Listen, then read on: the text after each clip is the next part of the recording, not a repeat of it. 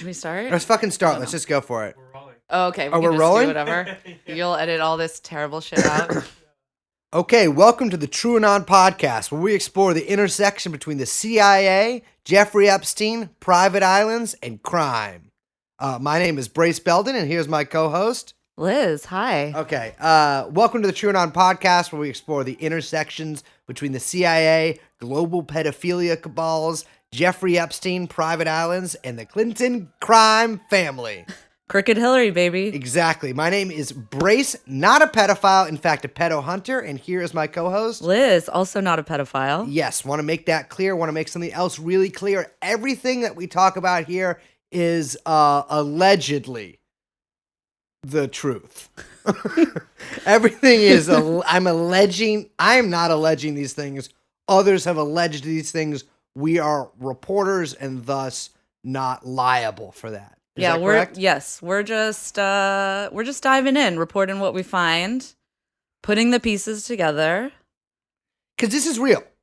Yeah, this is real. We should be Allegedly real. This is allegedly real. Allegedly real. Crazy thing is, it's all true. Please give us your name. Jeffrey Epstein. Please give us your name. Jeffrey Epstein. Please give us your name. Jeffrey Epstein.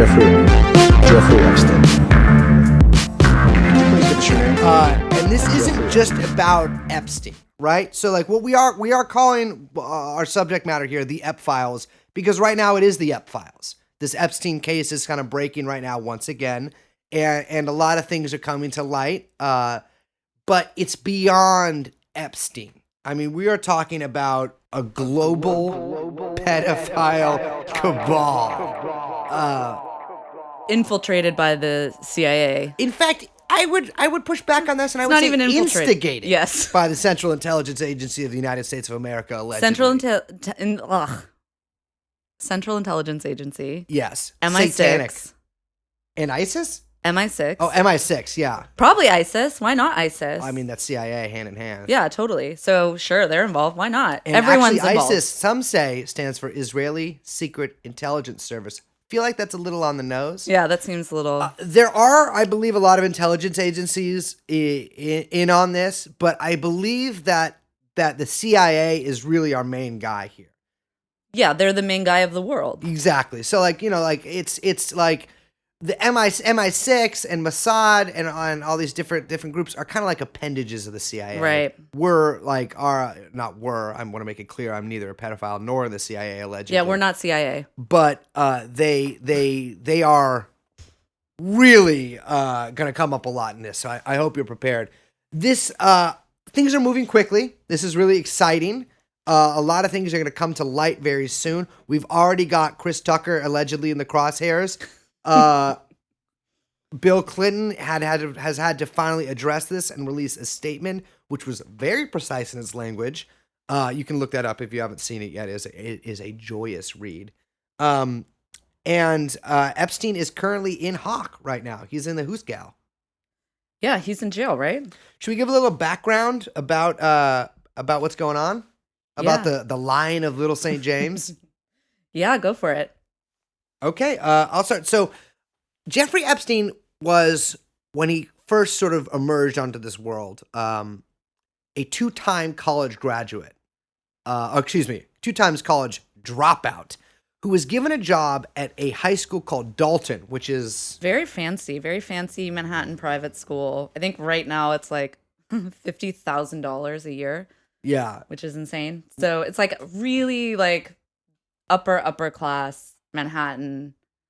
Really strange really for a two-time college dropout to be hired to teach math. Apparently there. he's just a brilliant man. So the person he was hired by is a guy named Donald Barr. And Yes. Donald Barr, William Barr, the current Attorney General of the United States of America, allegedly's father, who was in a little group called the OSS. Yes, the OSS, now called the CIA. Yes. But he was in World War II in the OSS, which offers strategic services that later morphed into the CIA. A lot of those ex-OSS guys, if you read books about the CIA, they might be retired. They often moved into they drew from a pretty high class cohort, and they moved in pretty influential circles. A lot of them were still on what you might call irregular duty for the rest of their lives. Donald Barr is also an author of a science fiction book about sex slavery in space. Yes. So he's teaching at Dalton. He's teaching math, right? Mm-hmm. And apparently, through a parent-teacher conference, he meets, I am forgetting the guy's name, but he's the CEO of Bear Stearns. Alan Greenberg. Alan Greenberg, of I course. only remember that because it's a more Jewish sounding, I want to make clear that I'm also Jewish, more Jewish sounding version of Alan Greenspan. True. So CEO of Bear Stearns, his kids are taught by Jeffrey Epstein. And at like a parent-teacher conference, apparently, allegedly, the CEO of Bear Stearns is like, hey, you would be great at Bear Stearns. You seem like you're really good at teaching my children math. You should join my investment bank. Makes absolutely no sense. In 4 years, Epstein was a partner at Bear Stearns. And it gets a little hazy about why he left. I've read quite a few things, and pretty much the only unanimous opinion is that nobody really knows why he left. I've heard it was an FEC thing. Yeah, there was some weird timing where he was managing a guy's Seagram's merger that the FEC starts investigating. Seagram's, that is Bronfman, right? Yes. That's Edgar Bronfman. Does he have any children? His sister, I think it's his sister, is Claire Bronfman, who was just arrested in the NXIVM sex cult, also prosecuted by SDNY, who's prosecuting Epstein. That is the Southern District of New York, and that is, I do not know what NXIVM stands for. It is a multi-level marketing scheme that was also a sex cult. Yes. And like a pretty gruesome one. Like the girls are branded. Yes. It's like kind of new agey. Are they cool brands? Have you seen the brands? It's not my taste in logo. I think it's like a little tribal for my taste. Okay. Not in a like ironic tribal way. Yes. So he basically got fired or let go or quit. It's really unclear. It seems like kind of a combination of all of those. And he came to the attention of a guy named Les Wexner. Now, Les Wexner, I'm going to use a hard allegedly right here, but look this up. Les Wexner has, first of all, he is the owner of L Brands, which owns Victoria's Secret and a bunch of other companies. Victoria's Secret is sort of the sexy underwear company who we will do a commercial break for later and try to sell you, subscription Victoria's Secret underwear. Anyways, he is the CEO of L Brands, which owns Victoria's Secret, and he is allegedly tied up with the mafia, allegedly tied up very strongly. That's a strong allege. That is a strong allegedly.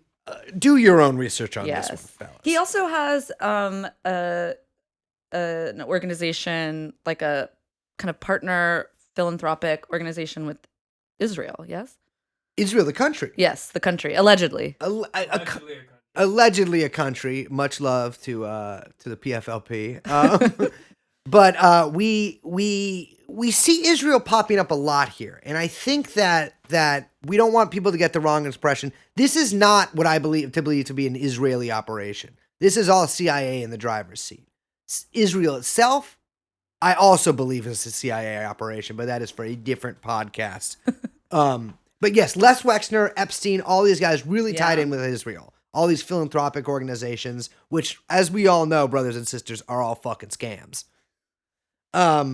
He starts managing Les Wexner's money. Yes. And he comes into ownership of a townhouse in New York City, which I believe was, at the time, the most expensive townhouse ever bought or sold there. Yeah. It's a huge motherfucking townhouse.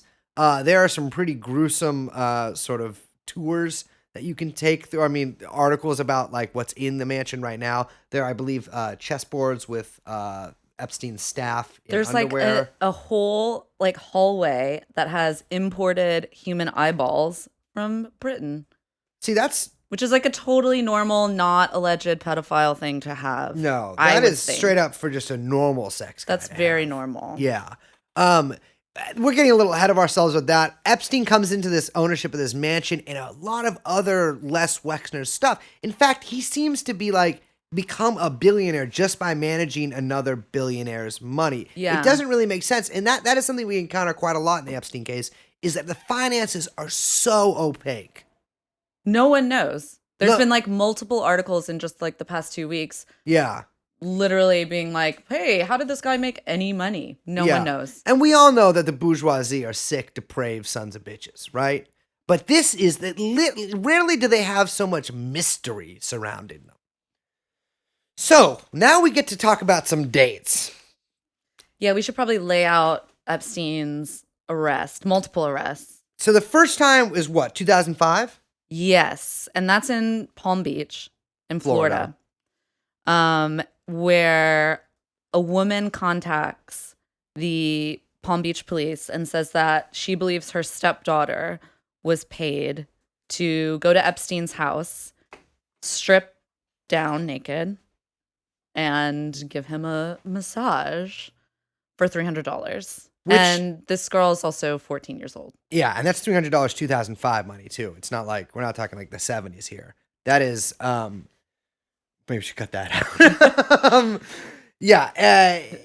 These sort of things pop up a lot, I believe, of parents kind of like finding out that their daughters in Palm Beach are involved with this billionaire. Right. So the police start an undercover investigation. And this is when the case starts building. They finally get a warrant. They search his home. And they find all these photos of like underage girls. This is his home in Palm Beach. And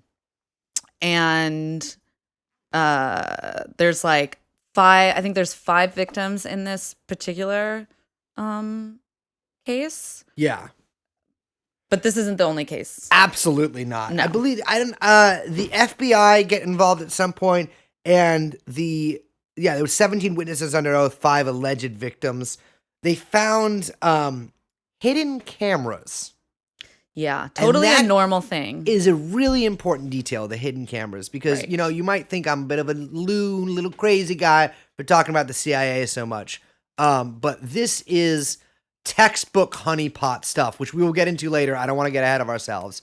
But the hidden cameras are a really important detail, and they will crop up later as well. In 2006, International Business Times reported a lawsuit. Epstein's defense attorneys included Alan Dershowitz, who is a star player. Speaking of star players, we have Ken Starr, who you might remember for busting another star player in this investigation, Bill Clinton, for getting some dome in the Oval Office. A little weird thing about Bill Clinton, he also put a cigar up Monica Lewinsky's vagina. Much love, Monica. That is fucking crazy and sounds horrible and really gives it, like, I don't know. That part always really creeps me out. Anyways, Ken Starr and Alan Dershowitz, 2 really high-powered attorneys, represent Mr. Epstein. So, but this investigation, crucially, never goes anywhere. They've got a 53-page indictment that they never present to a grand jury. That's from the FBI? Yes. This is when the FBI get involved, not the Palm Beach police. And this is when our good friend, who you might know of, Acosta, shows up. Is that Alex Acosta? Was it Alex Acosta? It is Alex Acosta. Who was, okay. I'm about to accost you if you get another name wrong, bitch. I know, I'm just checking around. All right. Alexandra Acosta Cortez is actually like. Oh, that's the name of a new band. So wait. But It no, goes that was deep. Alex Acosta, former Yes. Labor Secretary of the United States of America as of a week Former ago. Labor Secretary negotiates a plea deal that grants federal immunity. It's like unprecedented. Uh-huh. Federal immunity for all criminal charges to Epstein, as well as the 4 co-conspirators that are named in the indictment. Do we know their names? We do not. Oh. And as well, and this is the crazier part, Uh-huh. it also grants immunity to any unnamed potential co-conspirators. So just So like anybody literally, involved. yes, literally anyone involved Yeah. cannot be indicted. They have federal immunity. Why? So Acosta apparently is Uh-huh. on record saying that he was told that Epstein was, quote, belonged to intelligence, was, quote, above his pay grade and was told to, quote, leave it alone. See, I've been accused of being a CIA agent, CIA stooge, etc. many times in my life. But every time I get arrested for crimes such as these, I'm always just stuck with a lengthy 40-year prison sentence. This is bullshit. Yeah, it's crazy. So he agrees to plead guilty to the state charges, but has immunity against any possible federal charges. And what did he get for the state? Like, he pled guilty. Yeah, he pleads guilty to a like minor prostitution charge. Soliciting prostitution from a minor, right? Yes. That's pretty crazy because I'm not sure that woman was that child, was a prostitute. No, that's not really what it seems like was going on at all. That's crazy that that's a She crime wasn't a in sex worker. Yeah, I'm not. Yeah. She needs a union. So he pleads guilty. He gets a sentence of I think it's 18 months, asked to register as a sex offender. Okay. He serves 13 months? Does serve lucky 13. Lucky 13 and a private wing. Yes. With television access. His gate is on the gate to his cell or whatever that was is unlocked. He can freely walk around. Yeah. So this is all what happened about little more than 10 years ago. Yes. So now what we're talking about is something completely different. This is a new crime.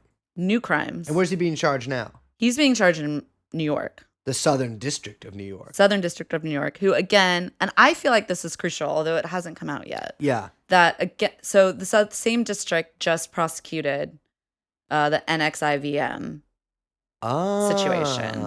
And so I think there's some sex cult. The Bronfman sex cult. So I think there are some unanswered questions here about what the district attorneys were able to get. And it's interesting too that it's the public corruption unit and the sex crimes unit are the people investigating this. Wow, a true Law and Order crossover event. Exactly. I actually they asked me to be on both of those units and I declined because I need to keep being a SEAL.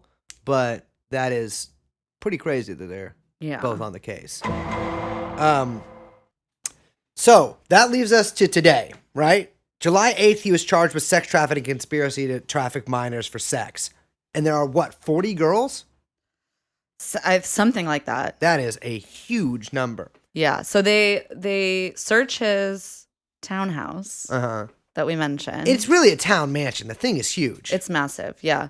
They turn up thousands of photos of most likely underage girls. Yeah, it was noticeable that they actually said they were noticeably underage, which means they wouldn't say that unless they could tell. Yeah. They found in a safe a ton of CDs, CD-ROMs, baby. With each one with a apparently name, a young name. Yeah, plus, it's a young name. It says young parentheses name. Okay. So young insert name. Just one parentheses, not triple? not triple. Okay, my people are safe. Plus someone else's name. So, for instance, this could be young Brace plus Chris Tucker. Chris Tucker. Yeah. Right? Allegedly. Wow. Yes. That is something. Yes. They also found in that safe a ton of cash. Naturally. Yeah.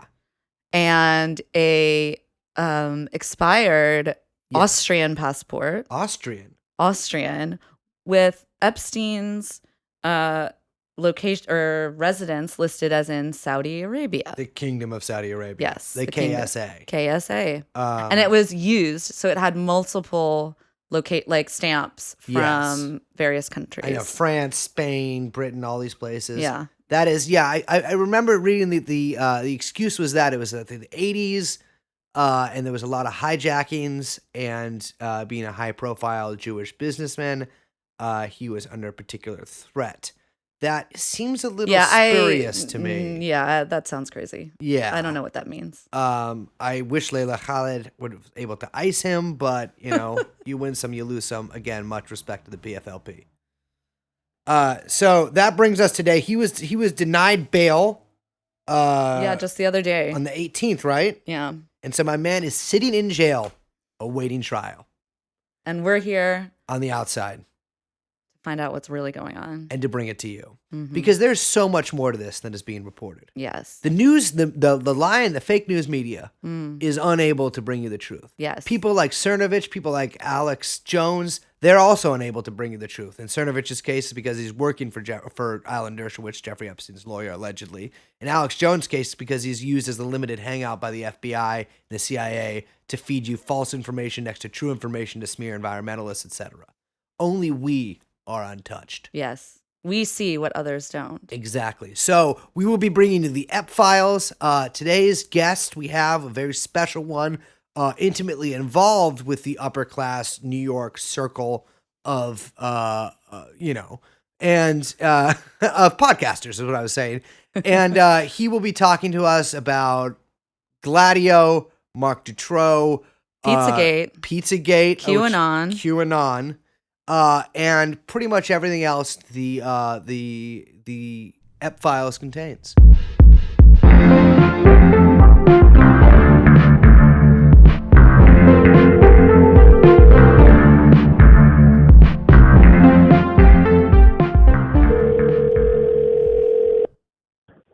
Hello?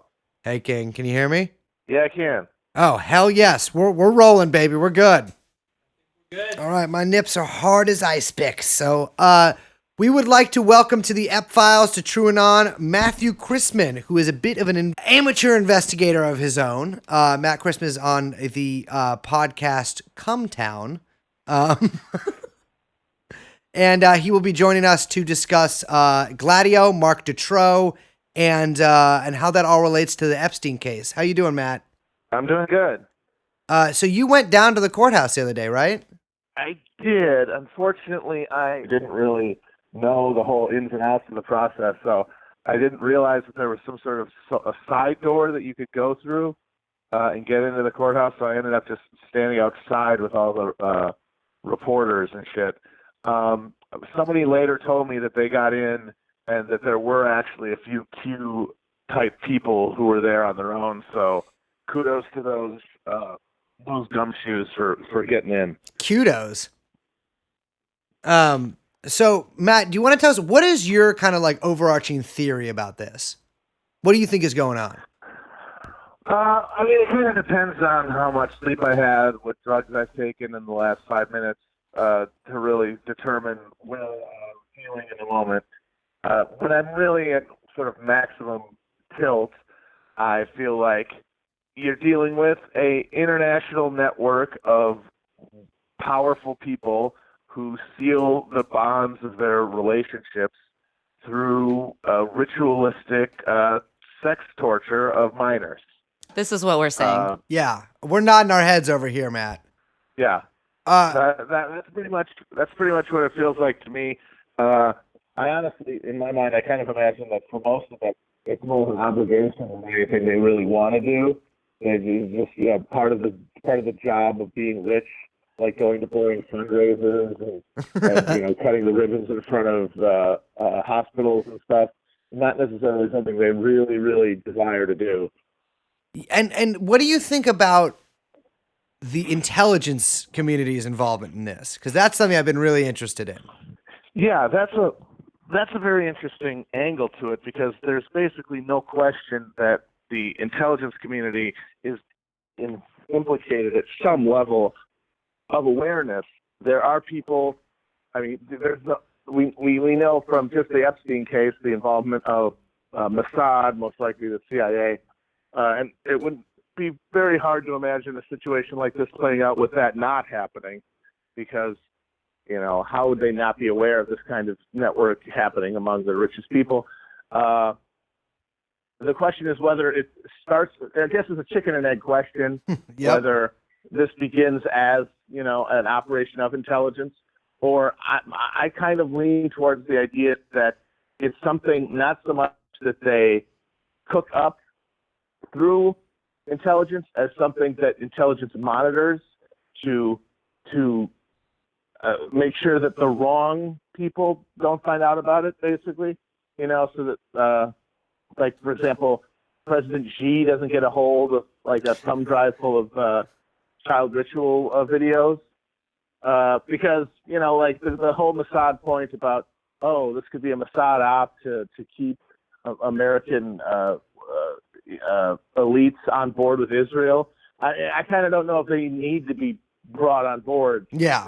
That's really like, that's already part and parcel of the whole, global elite imperial project. On the other hand, you want to make sure that the people who might, the forces that might be countervailing don't get a hold of any of this information.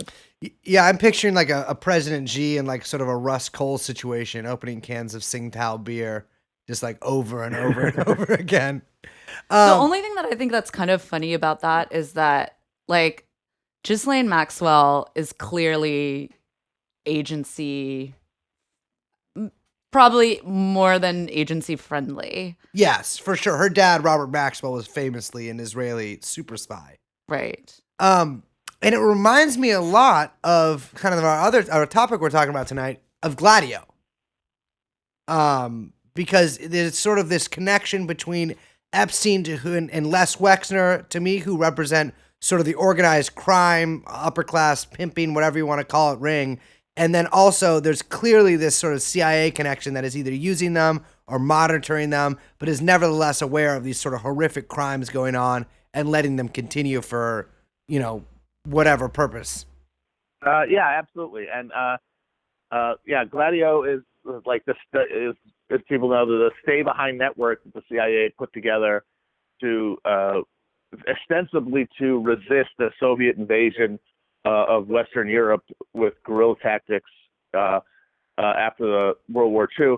But in practice, it formed sort of a shadowy deep state in the quote unquote free parts of Europe, and it was a collusion of in the countries where it was active, of intelligence agencies, military, and organized crime. Yes, yeah. It's mostly in Italy and Turkey, right? Well, Turkey is actually, they call it Gladio 2, and I am, they Electric really do. It's the Boogaloo. sequel, yeah. But yeah, Gladio, I mean, every sort of, technically part of Turkey is Europe, but it's especially in Italy is very famous. There was the really, like, the Vatican sort of formed this nexus between specifically Banco Ambrosiano, which was the Vatican bank up until I believe the mid 60s. Sort of was what the CIA used to funnel money for their off the books operations, which they funded via the heroin trade. I mean, famously the French Connection, and heroin trade in Europe, in Italy, and various other sort of illicit things. There was the years of lead in Italy, where the prime minister at one point was kidnapped and killed. There were also multiple, like, false flag events. Yes, false flag. That is like the main home of false flags. Yeah. Was Italy in the years of lead. to incriminate communists. Yes, Yeah. yes. And something that you brought up on the internet a couple of, I think last week, was Marc Dutroux. Do you want to give us a little background on that? Okay, so Marc Dutroux is a currently imprisoned serial murderer and rapist from Belgium, who had one of the most insanely botched investigations and trials almost in history. It beggars the imagination how long he was able to carry out the kidnappings, torture, and murder of young girls. And when he was finally convicted, or he was finally arrested in the mid-90s, he claimed that he was acting as sort of a procurer for high-level members of Belgian society inside the military, the corporate elite, and the political class, getting young girls for the purposes of ritual abuse and in some cases murder. And it caused a huge furor in Belgium, and it could have obviously been written off as just the cynical lies of a criminal who wanted to, take people off of the, make them stop talking about his actual crimes, except for the fact that a lot of weird stuff around him happened to make the accusations suspiciously credible, including the firing of the original investigative jurist who was in charge of the investigation and who was pursuing the question of a conspiracy and of others involved. And his replacement was somebody who basically immediately shut down that line of inquiry and kept the theory that Dutroux essentially acted not alone, because he had a few co-conspirators, including his wife, but that it was not any part of a greater conspiracy. Also, a young woman named Regina Luth came forward claiming that she had been ritually abused for years around the same time that Dutroux was active. She gave testimony about the death of a young woman whose body was found. She described a farmhouse where she claimed the murder occurred in detail. None of her accusations were ever followed up on, and most ludicrously, 20 people intimately connected to the case in one way or another as witnesses or suspects died during the course of the investigation. You're fucking with me. 20? No. Yeah. I wouldn't be surprised if something similar to that starts happening. Obviously, none of the high-profile guys like Dersh, but definitely some of the island workers. I'm imagining for Epstein. There was also the Epstein judge, like it was the judge in the yes, Florida state case. He died just a couple months ago. Yes, apparently. yes. So this Dutroux stuff, and in other Western countries too. I know in Spain they used I think it was some Catholic group called like AAA. They killed some Basque militants, and it later came out that they were involved with Gladio. So I think like what can Gladio tell us about what might be happening today, if sort of our most maximalist theories are correct? Just that it gives you an idea of the sort of capacity that exists, basically, because that's really the question that a skeptical person asks when they hear about something this outlandish is, well, how the hell is something like this carried out in secret? And when you look at something like Gladio, you had an international criminal conspiracy involving different countries, different intelligence services, different factors of organized crime, doing things like, moving massive amounts of heroin through Marseille, for example, or rigging the Italian elections in 1948, or, as you said, in Spain, killing bats. Also, an infamous massacre of communist lawyers. Yes. Right. Yeah. They busted into their houses, right? Yeah, carried out with firearms connected to Gladio caches from Italy. And then, of course, we said the years of lead, the Bologna train station bombing, perhaps the assassination of Aldo Moro. It just shows that this capacity not only exists, but that it is at the disposal of the exact people who would be involved in something like this. And like the upgrade of it, like if that was sort of the Mark I version, now in the 21st century, like in the app economy, there's it might look a little different, but it would be it would be kind of similar in the sense that the thing that jumped out to me about in the last week of Epstein revelations is that so it was known that the only person who was confirmed to have actually been a client of Epstein's in any capacity was Les Wexner, right? Mm-hmm. But it was just revealed that the only other person who is on record giving any kind of money in any significant amount to Epstein is this financier named Leon Black. Yeah. Yes. Who gave $10 million to his charity, and Leon Black is a private equity guy whose portfolio includes the company that is now Blackwater. Right. And Blackwater is already notorious for accusations of human smuggling and sex abuse on the places that it operates in the war zones that it's been contracted to operate in. Yeah, and it's interesting too because Les Wexner, in sort of he owns this parent company, and one of the child companies of that is a transportation company that is uses a lot of the same routes that the CIA airlines used to use to go to Asia. There is a lot of pretty much anyone who owns a transportation company is suspect as it is, especially one that big. But it is really really interesting, especially because Blackwater and all these sort of private security, whatever you want to call them, mercenary agencies are used for rendition as well. So there could be also that link between the sort of this organized crime transportation companies and CIA or whoever else rendition of whoever they want to get. Yeah, and wherever they want to send them. I mean, we know about black sites, but we, of course, have no idea how many there are or where they are. Yeah. I mean, there was one in Poland, which, God, if I was killed in a black site in Poland, no offense, Franczak, but... You should be so lucky. It's a black site because none of the light bulbs work. My people have not traditionally fared well in Poland as it is. I couldn't imagine. I'm Polish, and my people have not fared well in Poland. Very true. Well, it should be a protectorate under Russia, but let's move on. Yeah, it's see, one of the things that like I think really has been interesting is sort of the parallels to Pizzagate and to QAnon here. And part of me has been really suspicious about certain characters involved in sort of propagating those theories, specifically Mike Cernovich and Jack Posobiec.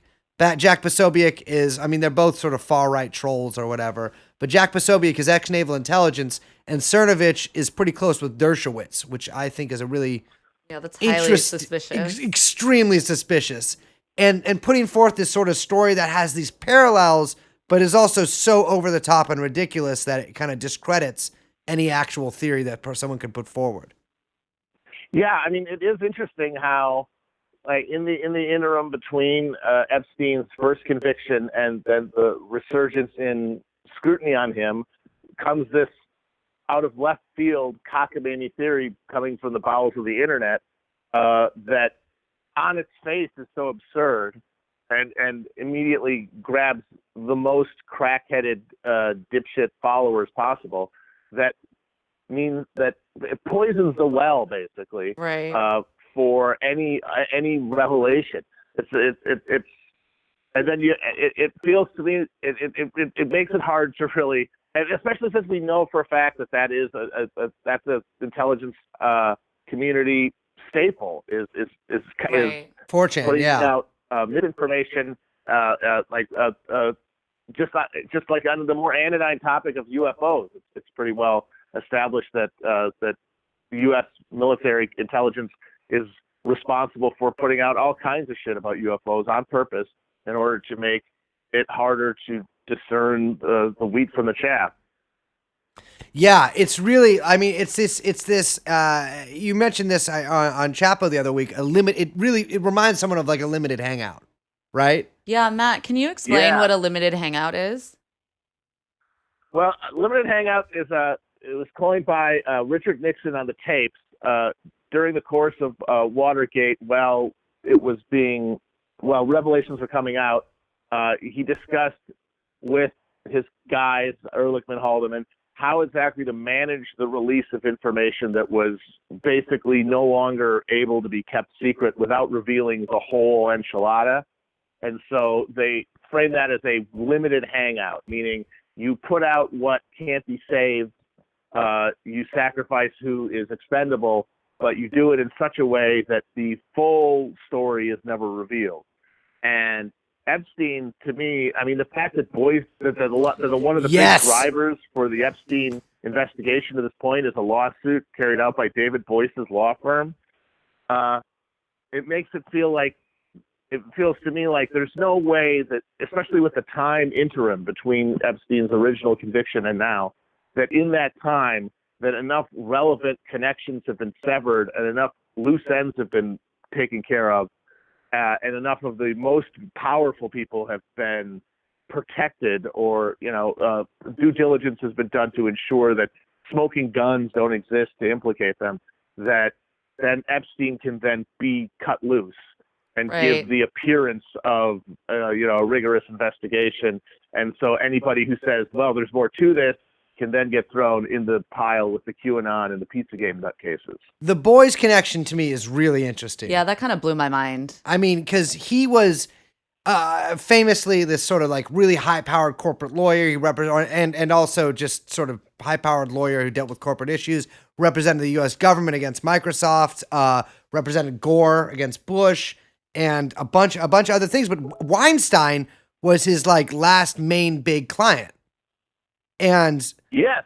what He was the guy who hired Black Jews. he fucking He was sicked the guy who hired Mossad. the fucking ex-Mossad guys to intimidate witnesses. And that journalist. Yeah. We Who got to was get her on the investigating. horn eventually. I know, and that's what makes me think that this is sort of And this so is a he's stitch up. representing the victims. He is representing one of the victims, yeah. Maybe multiple ones. I think he's representing the victims in the New York case. Yeah, and I was thinking the other day, it's like, the simple man looks into Epstein and Dershowitz. The genius man looks into boys. Because there has to be some connections going on. Well, on he there. also represented Hunter Biden in his dealings with the Ukraine, Oh, about the energy stuff? the energy. He represented energy Hunter. company. Huh? I mean, Hunter is a hero, but I mean, he's one of the good ones. But yeah, it is really, it's a little too pat. You know what I mean? Yeah, it just doesn't feel like there's no way that I don't see how Epstein can go away in any sense, like actually get the book thrown at him in a way that is meaningfully revelatory. But also, I don't see how he accepts, some life sentence without burning it down. I mean, if he doesn't have a family, so it's not like they really have anything like that on him. He's already But a at the same child time, molester. Yeah. But it's not like they could kill him. I mean, I don't know if they could get away. I guess they could, but it would be, Jesus Christ, if he just fucking dies, man. He could just drink the poison in court. He would, yeah. He wouldn't be the first remorseful convict to hang himself either, would he? That's true. I mean, I want to hear. Have we found Ghislaine Maxwell? Yeah, Ghislaine, we didn't really explain this on the show earlier. Ghislaine Maxwell was pretty much, I mean, she's Robert Maxwell's daughter. Robert Maxwell, I guess we did mention this, Israeli super spy.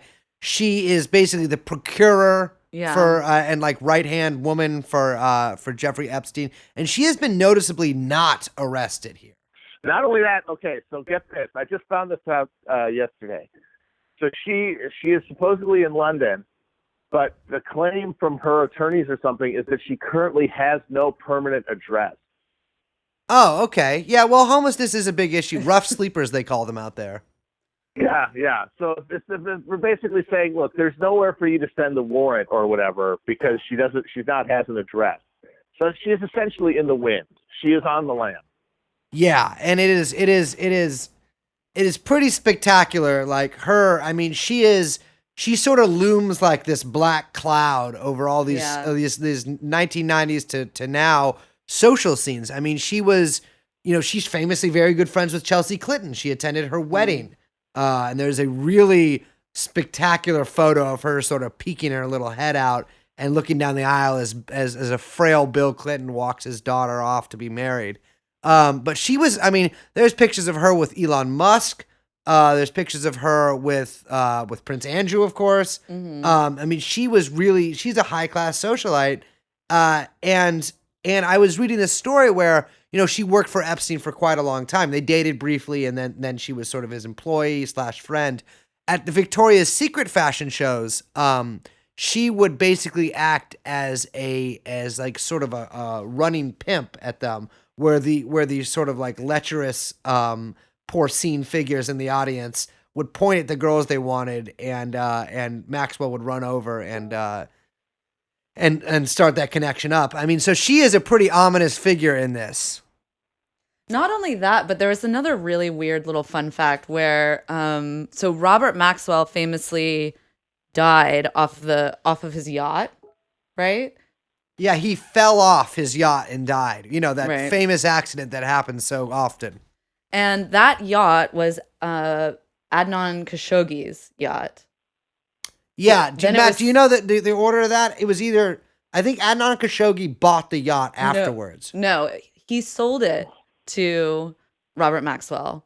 Robert Maxwell renamed the yacht the Lady Ghislaine because Ghislaine was his favorite daughter. He dies. The yacht then gets sold to the Sultan of Brunei. And then the Sultan of Brunei sells that yacht to a one Mr. Donald J. Trump. So Donald Trump owns the yacht that Robert Maxwell was clearly pushed off allegedly to his death.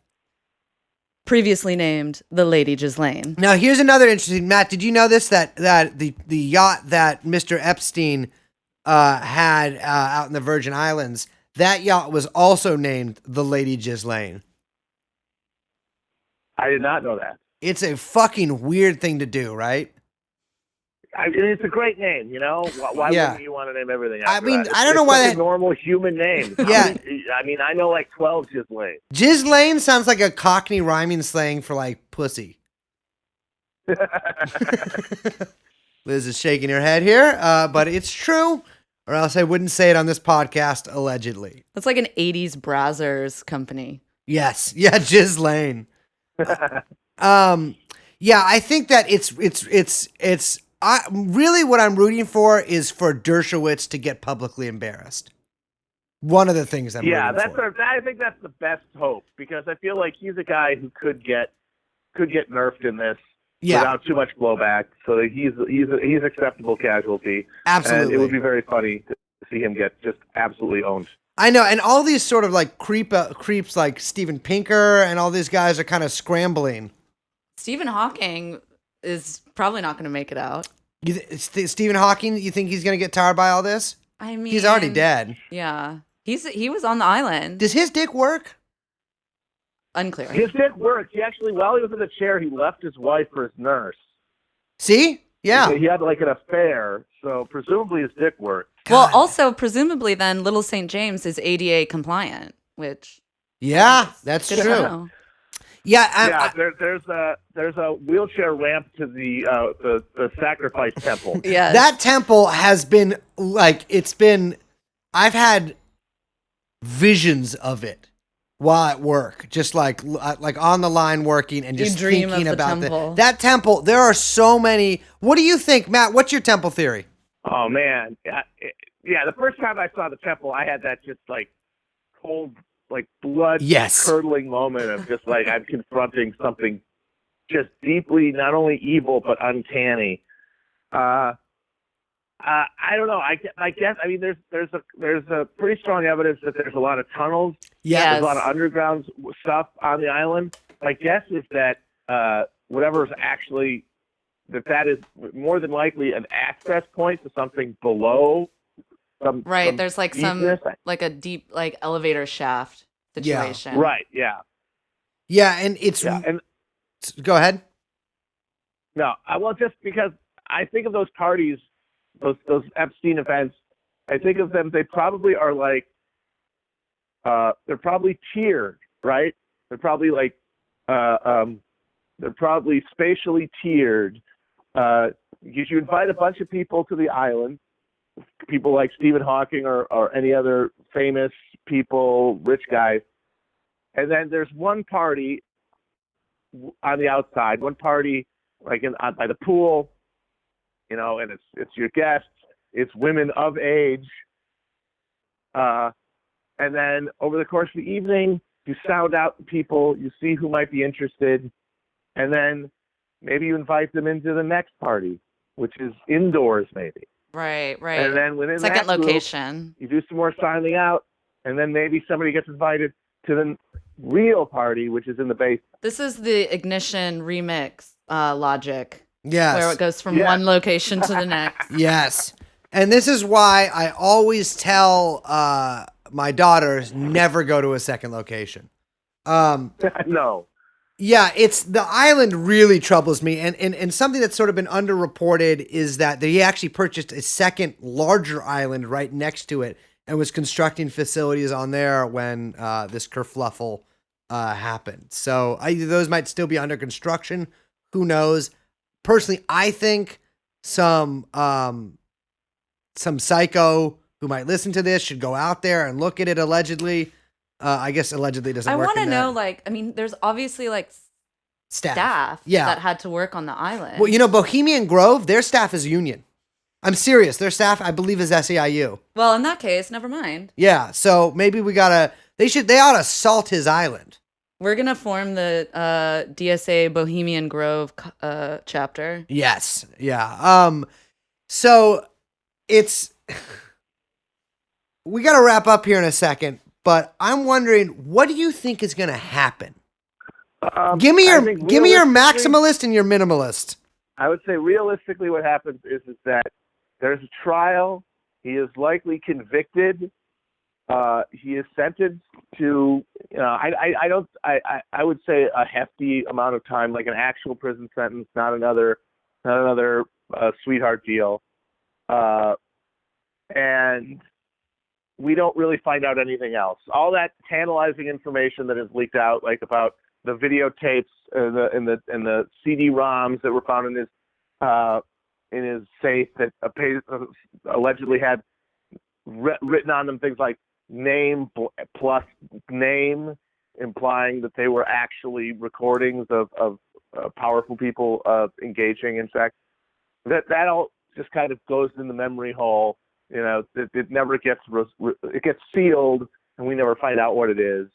And Epstein, knowing that, you know, at this point his leverage is relatively low, just shuts up and does the time. Yeah, I should have mentioned this earlier, but I heard another theory too, is that Epstein would sort of follow this plan of the party and then the second party, like you said, and he would sort of pair off these influential businessmen, these rich people, with these girls and then videotape them, but he would use it as blackmail and they would have to invest in his hedge fund. And the hedge fund was basically a giant money laundering operation, whether he is the sort of the top schemer in that equation or whether it goes higher up than him. That does sound pretty realistic because it is astounding the amount of money he has without a really identifiable source. I mean, he tried to post a $600 million bond. See, that's the thing, and that's why I initially thought it was a blackmail operation, but I kind of have now come to the conclusion that it's the other way around, and that he was basically drafted through the ranks of New York society by these perverts, because they needed a guy to be their procurer, and that they do invest in his hedge fund, fake hedge fund, as a way to launder money to him, but less as a blackmail, is just sort of as a payment, as a retainer. Right. The blackmail comes in with all the politicians and famous people. That's what keeps it from getting scrutiny. That's what kept it from getting revealed when he was originally arrested in the aughts. And the thing that makes me think that more than anything is his career path, which is absolutely baffling. Bonkers. It makes no sense. It makes no sense. How did he even end up at Bear Stearns? It doesn't. No one is a parent-teacher meeting. A fucking parent-teacher meeting. No one is like a math teacher at a private school, and they're like, actually, you would be a great investment banker. Well, when he wasn't even qualified for the math teacher job. But you know who hired him? He didn't have a college degree. Fucking. And when he was at the Dalton School teaching the richest kids in Manhattan, he was known for being a weird pervert. He would wear like open collar shirts, and he was inappropriate with the girls. And then one of the parents, instead of getting him fired for being a creep around his daughter, plucked him out of obscurity to go work at Bear Stearns. And then Les Wexner took him from Bear Stearns, gave him a mansion and power of attorney, and then he all of a sudden had a hedge fund with no listed clients. It's like, and if you think about it, if there's a guy in the social circle, in the elite network, who you need to go to have your disgusting ritual perverted fantasies fulfilled, you don't want him to be anybody on your level, anybody with independent wealth or independent power base, right? Because then they could leverage that. Yeah, totally. They need to be somebody who will always be beholden to you. And if you're just drafting this guy off of from Coney Island, some schmuck, he's always going to be at a lower level, always going to be insecure, and he's always going to essentially be an employee. And I feel like that's more likely to be the relationship, is an employer-employee one. So you don't think that anyone else is going to roll for it? Like, you don't think we're going to get like a Bill Clinton or like... No, that would be amazing. Yeah. But I bet all that information, all those connections have probably been scrubbed by now. I mean, remember there was a big fire on Little St. James like a year ago. Is that real? First came back on the edge. Was that real? Because I haven't been able to corroborate that, but I've seen it reported. It's just I'm not sure the veracity of the websites. Could be disinfo. I remember it too. Fuck, maybe it didn't happen. Well, he did have that giant paper shredder delivered to his. Yes. The Not island. just the paper That shredder, did but happen. also the like ceramic tile remover. floor scrubber. Yes. Well, here's Like, something horrifying. that I think is a coincidence that stood out to me is that that the elder Barr, who is the so the guy in charge of the Dalton school, was OSS. Yeah. And he was New York high class upper crust, probably if I look it up a Yaley OSS. And those guys did not retire. Donald Barr. Donald Barr. Those guys did not retire. So what he saw in Epstein, because he's the guy who brought him in there, what he saw in Epstein, I do not know. But the CIA has always recruited this type of kind of go-getter hustler who they can basically use for their whatever purposes. Right. Exactly. Like this is a service rendered. It's a network that is government, finance, capital, entertainment, of course, and there has to be some sort of coordinating body, and the one that makes the most sense, both from the capacity and also the need to have some sort of security arrangement, would be something like CIA. Yeah, I just looked it up, and Donald Barr, of course, went to Columbia. Yeah, I mean, CIA, if that's the thing with that's, unless, I don't know, because you think about something like the P2 Lodge, which was sort of the fake Masonic lodge that combined the mafia, the Catholic Church, and the CIA. It's Epstein seems to be another one of these nexuses for me. Nexi. Right. Yeah, exactly. Well, Matt, thank you very much. I think, we appreciate your efforts, your investigative efforts onto this. One last question. Excuse me? I do have one last question. So how much of Pizzagate and Q do you think is real? I don't think that. I think Pizzagate, I think it's particulars. None of those to me are very convincing. Maybe John Podesta is a pervert. I mean, he does have very weird taste in art. And Tony Podesta is a little weird. I'm not seeing him really connected to the Epstein thing in any real way. Q is complete horseshit because the basic premise of it is that Donald Trump is some secret super genius who's snapping a 30-year-long trap on these people, and I just can't buy that. It's just a bridge too far for me.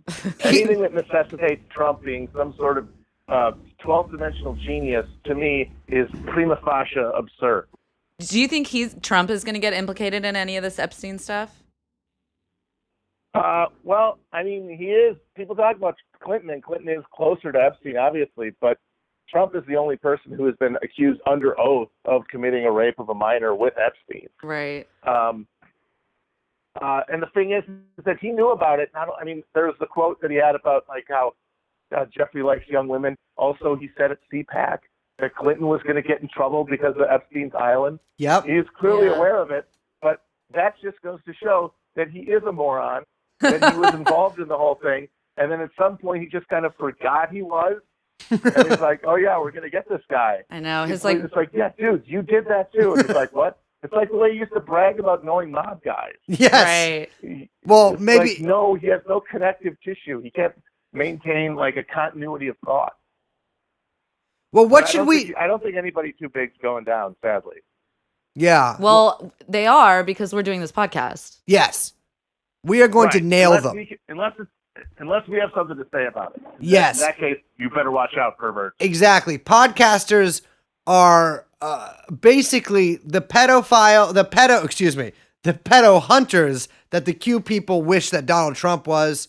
We are podcasters. Exactly. Yes. What do you? Real white hat right here. What should the people of the United States do about this information? Because we know that we're being controlled by a depraved cabal of high-ranking perverts. But what does the average person do? See, that's always the question, and honestly, I wish I knew. It's just so paralyzingly vast that it makes it hard for any individual to feel like they can make a difference. I don't know. Maybe maybe we should all everyone get together and just bum rush someplace. Not Area 51, but I don't know, go to the island. Like everybody, like a fucking Dunkirk flotilla of boats, just go to the island and rip it open with crowbars until we find everything in there. We are encouraging that greatly. I hope absolutely. that there is some lonely psycho listening to this who is aquatic in some way, some sort of either has gills or access to some sort of sailboat, and will make it out there and A maritime man. Yeah, a maritime man, like myself, except more mobile. Yeah, single with no children should go out there. Well, thank you very much, Matt. It was a pleasure pedo hunting with you. And we appreciate all your work on this very important topic. Thank you. You guys too. I think this podcast is going to be what brings them all down. Thanks so much. Thanks. Bye. Yeah.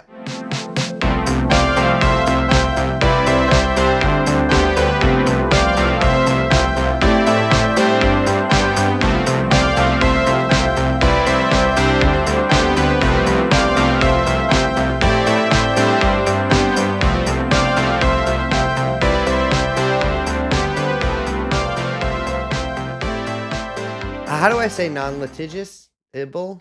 And Non-litigable? just say an alleged. Alleged, yeah. Non-actionable. Yeah, non-actionable. What a fantastic, illuminating, and non-actionable, in terms of suing and so forth, interview. We would like to thank our guest, Matthew Christman of Chapo Trap House, our producer, Yung Chomsky, and let me tell you, coming straight from my heart, I am looking forward to doing more of this episode soon. How about you, Liz? Yeah, it's going to be fun. We've got some pretty exciting episodes and interviews coming up. We're going to be diving deep into this elaborate cast of characters, taking a real close look at Miss Ghislaine Maxwell. We'll be watching Eyes Wide Shut, who's the director of the movie, was killed because of he was planning on exposing the pedo cabal. Yeah, Stanley Kubrick apparently was really, really invested in his theory of the entire world being run by pedophiles. So we got to take a look at the evidence here. Yes. And let me tell you one last thing. If you are a pedophile and you are listening to this podcast and you haven't heard your name mentioned and you think you are safe, you are wrong. We have the beam on you. The spotlights are on. The Klieg lights are clicked on, and we are staring with eyes wide open at you. I can speak for myself and my two cohort here. We are locked and loaded, and we are coming for you. Yeah, follow us on Twitter at TrueAnon Pod, and we will talk to you guys soon. Yes. Over and out. Please give us your name. Jeffrey Epstein. Please give us your name. Jeffrey Epstein. Please give us your name. Jeffrey Epstein.